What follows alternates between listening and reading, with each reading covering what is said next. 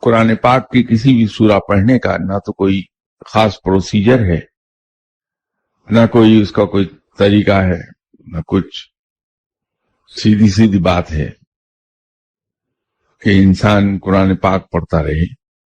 جہاں تک میری ناقص معلومات کا تعلق ہے، سورہ طٰہٰ سے سیلف کانفیڈنس بلڈ نہیں ہوتا۔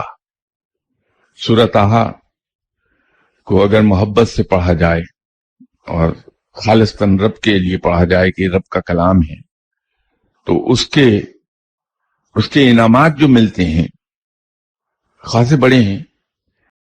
اور سیلف کانفیڈنس اس وقت آتا ہے جب انسان کو یہ پتا ہو کہ میرے اندر کچھ ہے، چاہے وہ علم، چاہے دولت، چاہے عہدہ، چاہے قوت، جسمانی قوت، اس سے کانفیڈنس انسان میں آتا ہے۔ تو جب آنکھیں کھلیں گی، باطن کی آنکھیں، فہم و فراست پیدا ہوگی، علم بڑھے گا، تو اس سے انسان کا کانفیڈنس بھی بلڈ اپ ہوتا ہے۔